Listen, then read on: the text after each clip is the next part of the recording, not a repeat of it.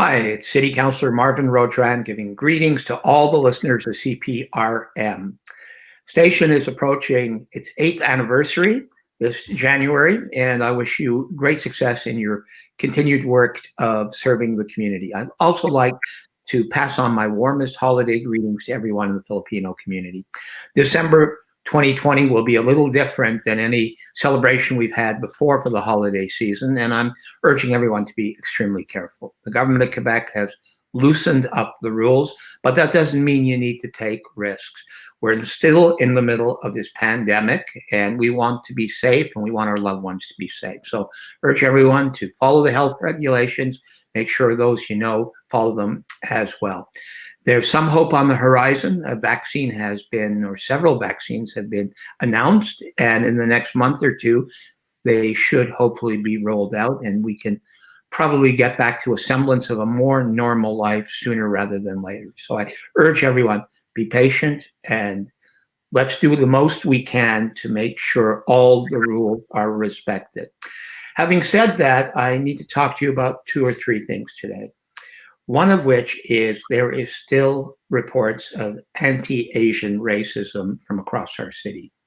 As you know, I worked with the city council in June to do something that was a bit unprecedented.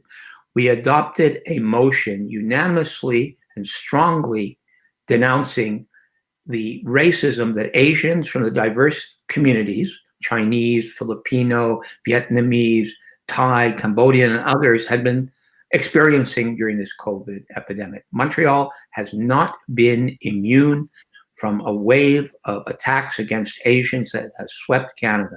It's shameful. It's not what we believe as Canadians.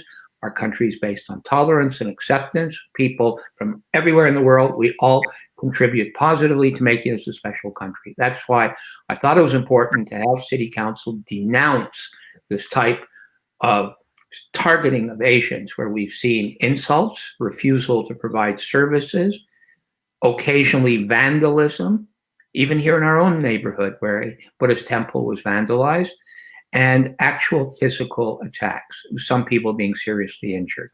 It's unacceptable, and we have to call it out. Unfortunately, it hasn't disappeared.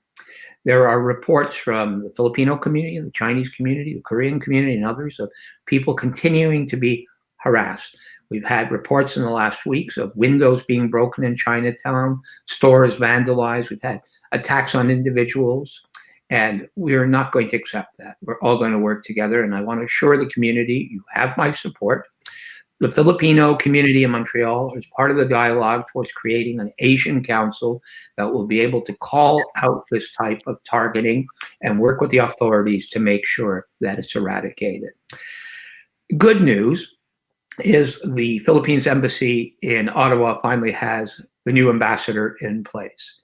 It's been my pleasure recently to write to Ambassador Rodolfo Robles, who arrived several months late. His trip has been delayed because of COVID, and he's taken the place of much beloved and cherished Ambassador Petronila Garcia, who's moved on to a new post for the government of the Philippines in New York, where she is running the consulate in that city.